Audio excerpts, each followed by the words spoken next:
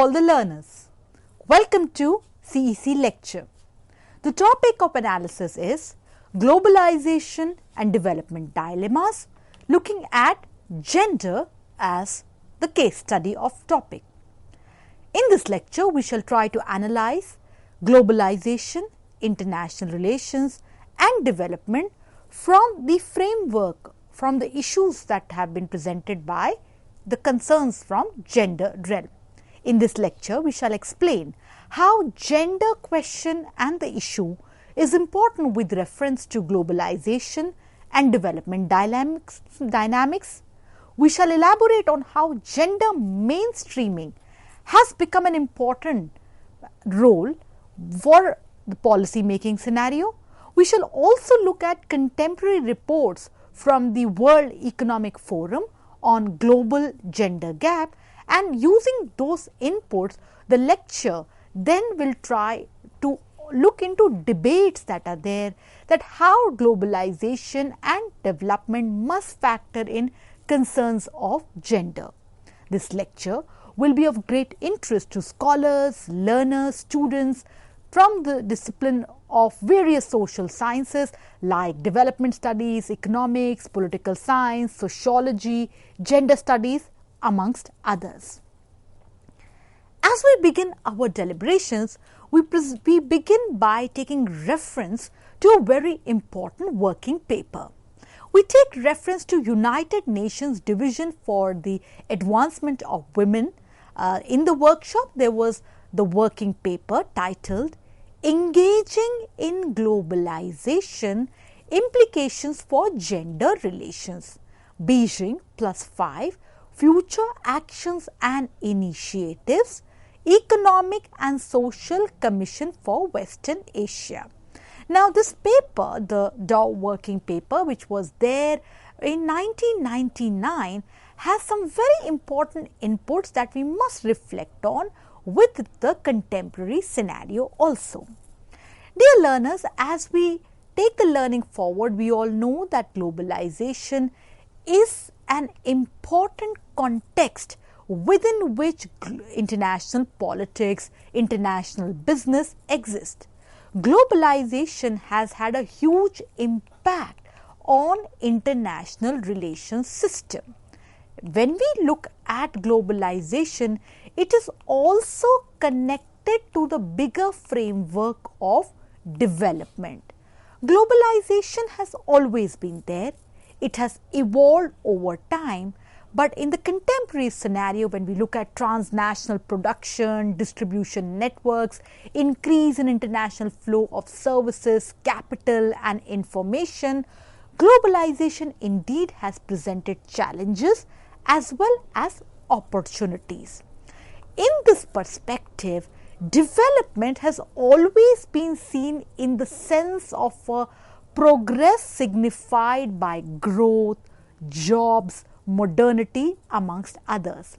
The concept of development found its very important space in international relations theory with the work of dependency theory, the structural perspective presented by Andy Gunder Frank and Immanuel Wallerstein in their important work, highlighting how one must understand capitalism and how it works in a manner of favoring the rich countries over the poor countries.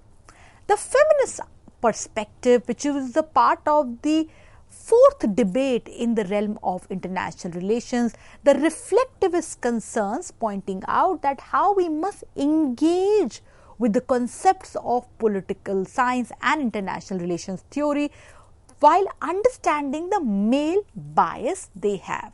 So, as we are understanding globalization and development dilemmas with reference to gender, taking reference to this very important United Nations working paper, Engaging in Globalization's Implications for Gender Relations 1999, the context is that 20th century is a different time framework. The outcome of this world that we are living here is that the world is moving towards a new era, and one of the characteristics of this new era is that it is characterized by a globally integrated economy. This brings us to the question, why is this time framework new? Because in the earlier time, social relations had a limited dimension. In the earlier time, when we look at consumption, production, distribution, and the role of state therein was limited. Today, decisions regarding production, consumption, and other aspects of social relations have transnational dimensions.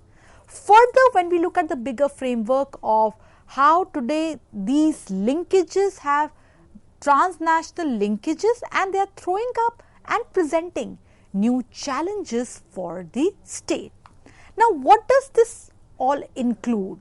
Free trade, free mobility of both financial and real capital, rapid diffusion of products, technologies, information, and consumption patterns.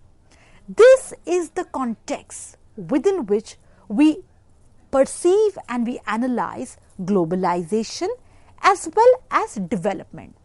Today, globalization and development have one very important common similar challenge, that is, the state exists with non-state actors. The agenda of national interest in international relations as well as the agenda of development for all cannot be fulfilled by state alone. There is a need for a cooperative mechanism looking at cooperation from all sides. The United Nations working paper that we are talking about takes reference to the World Bank report, Shaping the 21st Century World Development Report. Now, this report way back in 1999-2000 pointed out that the positive aspects of globalization include the opportunities it brings, example, access to markets and technology transfer. The negative aspects of globalization comprise of instability, job losses, amongst others. So, here we see that the relationship between globalization, development and gender equality, it demands thorough understanding, it demands attention. Now, when we look at labor markets, which is once again having a very important bearing with reference to globalization and development. The argument here that has been presented here is that women's capacity to negotiate their role. Indeed, one is witnessing a change here. Today, women are present in various workforce segments, but the other side, that increased exploitation and dependency on direct engagement with the market also cannot be ignored. Further, when we look at it, how because of globalization, in order to fulfill concerns of development of the nation, there is instances reported, that is relocation of labor intensive industries. Now, herein there is a concern that skill development for women with reference to the process of catering to change is having an important bearing, both with reference to issues of youth empowerment as well as generation of employment. So, therefore, there is an effort that is being done by several nation states to factor in skill development for women in their policy agendas. Migration, another very important dimension of globalization, because of prospects for better jobs, better working opportunities, good working conditions, people move from one terrain to the other. No doubt, movement of people always existed in the past also.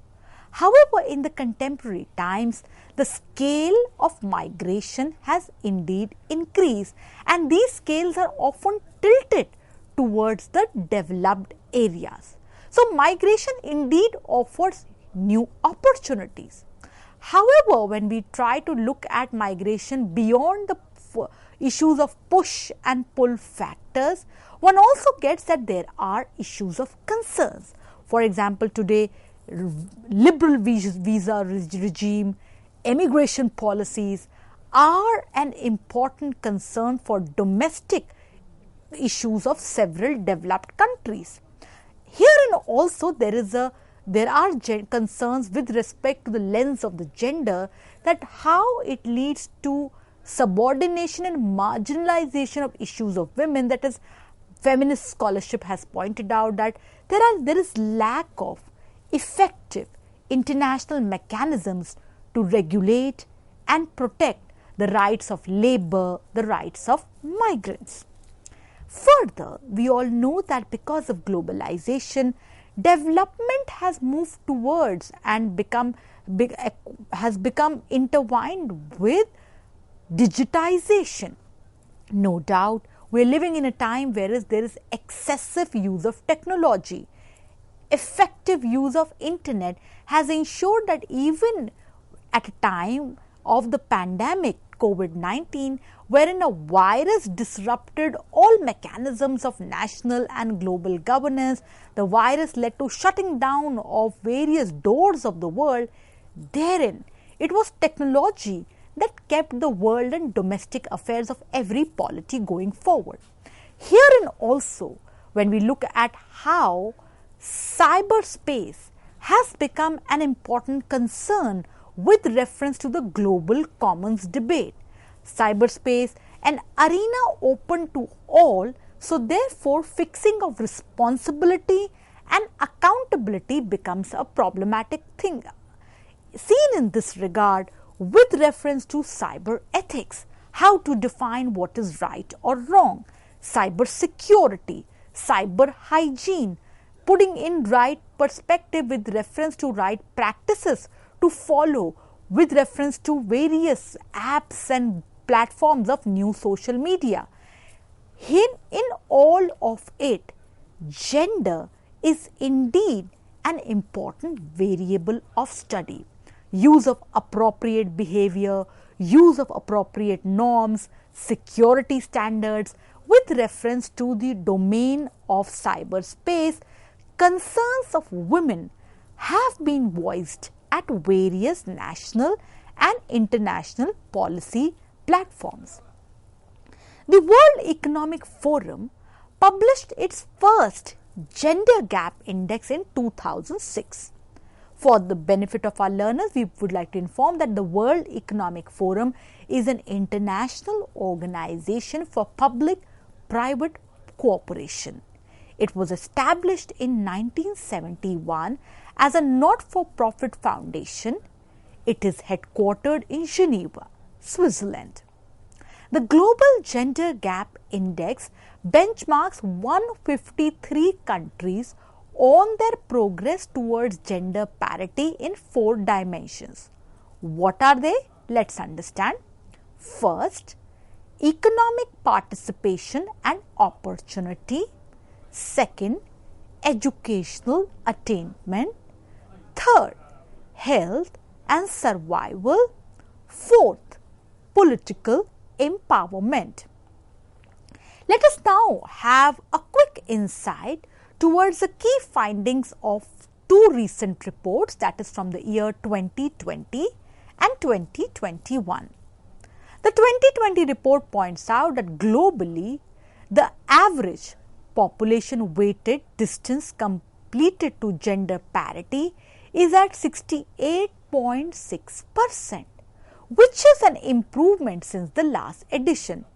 However, the report also points out it will take 99.5 years to achieve full parity between men and women at the current rate of change. The report also points out, which is very important with reference to development dynamics, and we quote from the report, in terms of economic participation, the gender gap will take 257 years to close. This is compared to 202 years in the 2019 report. The report also points out once again an important fact with reference to issues of global world and connections and interrelations and development issues, that is only 55% of women aged 15 to 64 are engaged in the labor market as opposed to 78% of men. Now, these reports, as we are looking into some of the facts presented by these reports, present some important issues of reform. As we all know, dynamics of globalization have changed, dynamics of development have also changed. Both globalization and development are in the phase of digitalization. Herein, we are looking at Industry 4.0, we are deliberating on globalization 4.0. So, a common challenge with reference to gender therein comes here is that workforce strategies, as the report points out, the Global Gender Gap Index Report 2020 points out, an important reform is suggestion. Workforce strategies must ensure that women are better equipped in terms of improved skills or reskilling to deal with the challenges and take advantages of the opportunities of fourth industrial revolution. Further, the report also makes this important suggestion: diverse hiring is another area for improvement that is reflecting the current situation that sees gender parity in an in-demand skill set but not equal representation, along with creating inclusive work cultures. Let us now move towards the 2021 report. The 2021 report from the World Economic Forum Global Gender Gap Index report has an important finding, that is, when we look at the regional aspects also, the report points out that South Asia will take 195.4 years to close the gender gap, while Western Europe will take 52.1 years. Now, this is again very significant finding from this report when we look at the geographical differences that are there with reference to operation of globalization as well as development. The 2021 report also points out that health emergency and that is the COVID-19 pandemic and the related economic downturn have indeed impacted women also. Some of the important findings from this report, and we quote from this report: slow progress seen in closing the economic participation and opportunity gap is the result of two opposing trends. What are they? And we read: on one hand, proportion of women among skilled professionals continues to increase, as does progress towards wage equality, albeit at a slower pace. On the other hand, overall income disparities are still only part way towards being bridged, and there is a persistent lack of women in leadership positions, with women representing just 27% of all manager positions. The COVID-19 crisis, as the report points out, has also accelerated automation, digitalization, speeding up labor market disruption. Data points out to significant challenges for gender parity in the future of jobs due to increasing occupational gender segregation. Only 2 of the 8 track, that is jobs of tomorrow clusters, people and culture and content production, have reached gender parity, while most show a severe underrepresentation of women. The report also points out that sectors with historically low representation of women are those with fast growing jobs of tomorrow. In cloud computing, for example, as the report points out, women make just 14% of the workforce. In engineering, 20%, and in data and artificial intelligence, 32%. Progress towards gender parity is stalling in several large economies and industries. This is partly due to, once again, as the report points out, women being more frequently employed in sectors hardest hit by lockdowns combined with additional pressure of providing care at home. The reforms as policy suggestions, as the 2021 Global Gender Gap Index points out, that there is a need for further investment in the care sector and equitable access to care leave for working men as well as women, policies and practices that proactively focus on overcoming occupational segregation by gender, effective mid-career skills, development policies for women, managerial practices that embed sound, unbiased hiring and promotion practices. As we take our learning forward, we take reference to a very important work by Arne Bigstein, that is Globalization and Development, Rethinking Interventions and Governance. The work is from Routledge. The work points out that domestic governance has indeed been strongly affected by external interventions. Some of the important issues that this work discusses, that how do external interventions in economic, social and security areas affect domestic governance in developing countries. This work also discusses that and addresses that is aid more effective in decentralized systems of government. Now, looking at this work, that how today one has to look that domestic governance does not exist in a vacuum. It is impacted by external interventions. Taking this argument forward, we get the sense that today gender is under double constraint. First from domestic realm, second from external interventions which have led to more instability for dynamics of development and globalization catering to women. We take reference to another important work to elaborate this point further. This work is by Terrell Blackwell, Gender, Development and Globalization. Gender, we all know, is a very important issue having a bearing with reference to development. We all know it is often neglected in policies and with reference to bigger debates concerning markets amongst others. What is needed is mainstreaming of gender in development institutions. With reference to services, information, formal decision making women's status, women often suffer. What is essential here is that patterning of gendered behavior and thinking.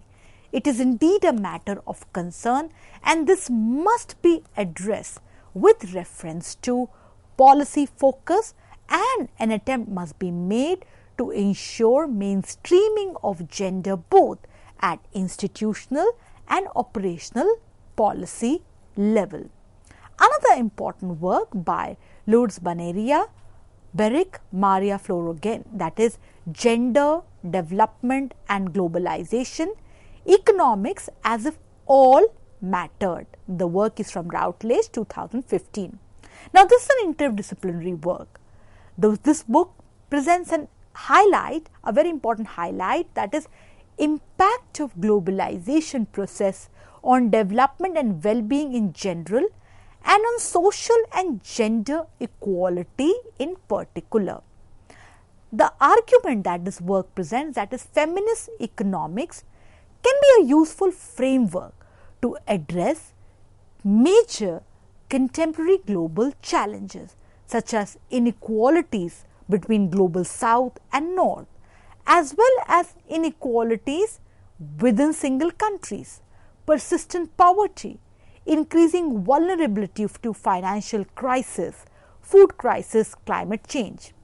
The book highlights the importance of the care economy, increasing pressures faced by women and the failures of neoliberal reforms to bring about sustainable development, reduction in poverty, inequality and vulnerability to economic crisis.